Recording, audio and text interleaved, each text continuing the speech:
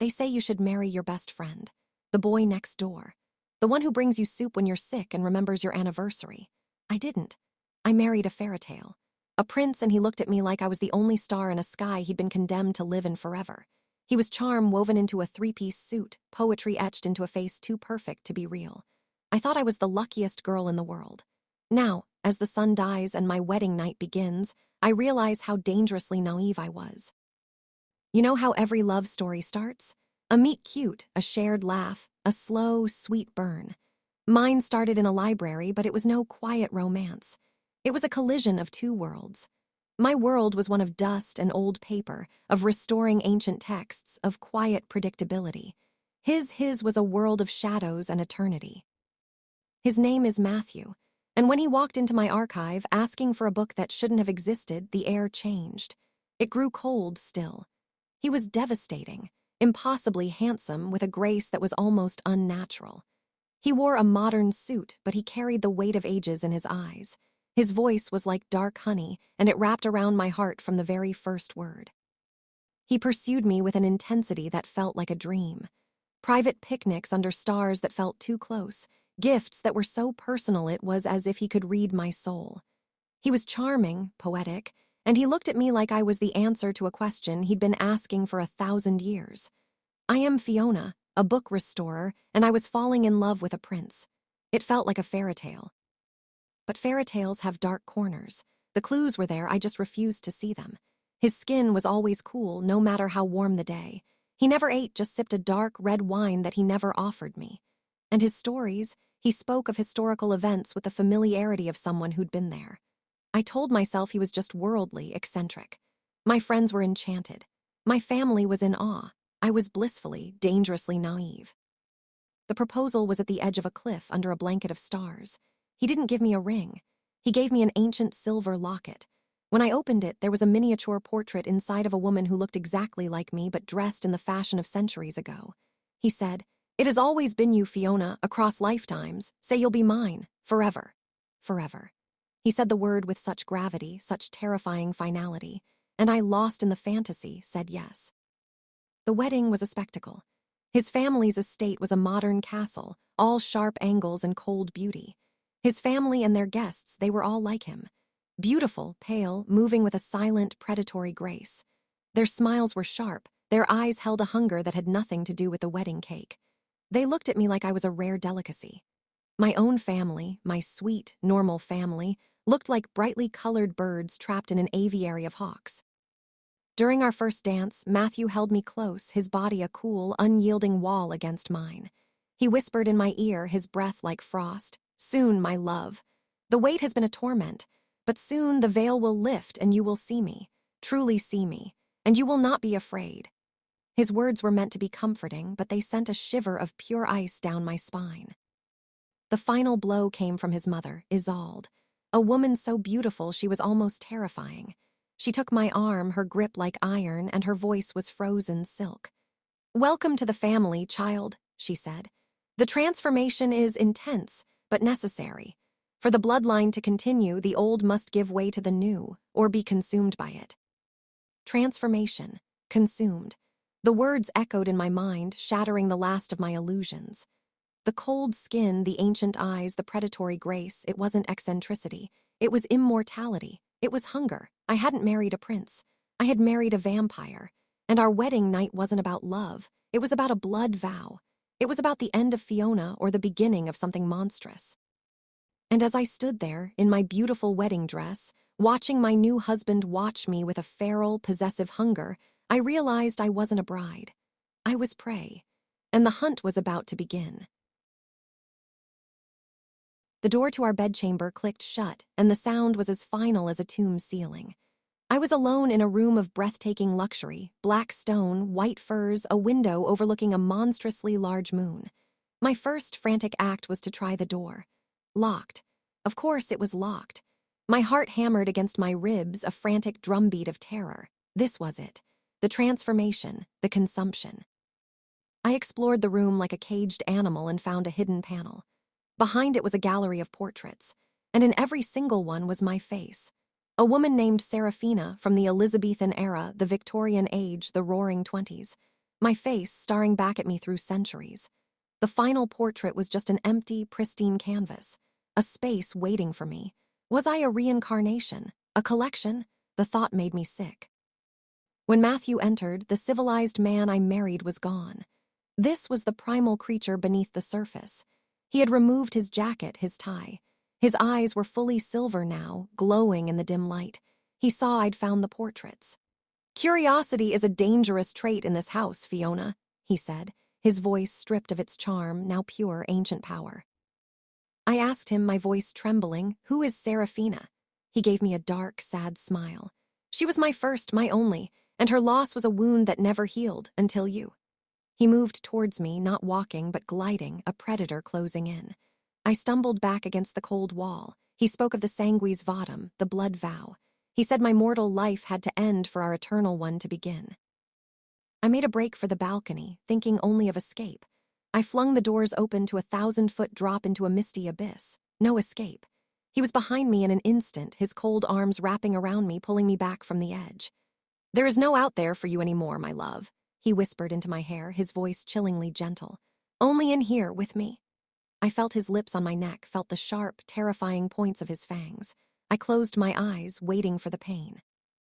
And then salvation and ruin came at once. The sound of shattering glass and furious shouts erupted from the floors below. Matthew released me with a snarl, his face transforming into something truly monstrous. "The conclave," he hissed. "They dare." I didn't know who they were, but they were a disruption, a crack in my prison wall. In that second of distraction, my survival instinct took over. I grabbed a heavy crystal decanter and smashed it, grabbing the sharpest shard. I held it out like a dagger, my hand shaking. "Stay away from me." He looked at me at the shard, and for a heartbeat I saw not anger but a flicker of respect and pain. "You would use a weapon against your husband?" he asked. "My husband is a monster," I choked out. His eyes flashed. "Then let me show you what a monster can do." He moved in a blur, disarming me before I could even blink. But he didn't hurt me. Instead, he shoved me behind him, using his own body as a shield as the door to our chamber exploded inwards. 3 figures stood there. They were not like Matthew's family. They were older, decayed, clad in ancient robes. Their eyes were black pits of nothingness. The conclave, the ancient ruling council of vampires. Their leader spoke with a voice like grinding stone. "Prince Matthew, you have broken our most sacred law, bonding with a human without our consent. The punishment is final death, for you and for the girl." Final death. The words hung in the air, colder than Matthew's touch. They weren't here to save me. They were here to kill us both. The monster I feared was now my only protector, and I had just tried to stab him. Matthew pushed me towards a hidden passage behind the fireplace. "Run, Fiona, don't look back," he commanded as he turned to face the 3 ancient horrors. Run, it was the one thing I wanted. But as I saw him, magnificent and brutal, preparing to fight a hopeless battle for me, I couldn't move. The terror was still there, a live wire in my blood. But beneath it, something new and fierce was rising. A stupid, reckless, undeniable need to stand my ground. He was going to die for me. And as one of the ancient vampires broke from the fight and lunged for my throat, I made my choice. I didn't run towards the crypts. I ran towards the crystal shard on the floor. I was done being the victim.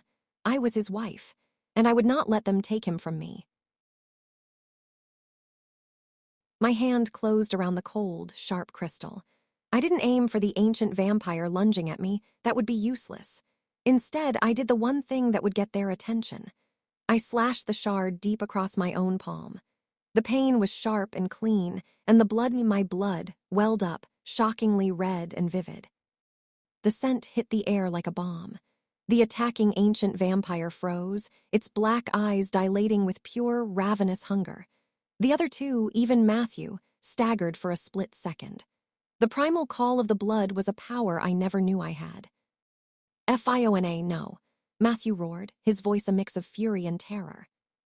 "You want a blood vow?" I screamed, holding my bleeding hand out. "Here it is." I flung my hand, spraying droplets of my blood across the room. The ancient vampires, their discipline shattered, scrambled for the drops like animals. It was the distraction Matthew needed. In a blur of motion, he grabbed a wooden stake from the shattered door and drove it through the heart of the first ancient. It crumbled to dust dot. He moved like death itself, beautiful and terrifying, and he was fighting for us. My reckless gamble had worked. The two remaining ancients turned on him with renewed fury. I looked around, my mind racing. I saw the empty portrait canvas, and I knew. I ran to it, ignoring the searing pain, and smeared my bloody handprint across the pristine white surface. It wasn't a portrait of Seraphina. It was my signature, my vow, written in my own blood. I was claiming my place, not as a replacement, but as Fiona. As I did, a surge of energy erupted from the castle itself. The walls hummed, the air crackled. The ancient vampires shrieked, clutching their heads. The blood on the canvas glowed with a fierce, golden light. Matthew looked at me, awe etched on his face. "The covenant, you've accepted it, voluntarily." I had done something impossible. I had chosen him, his world, his darkness, of my own free will. And that choice held a magic they could not defy.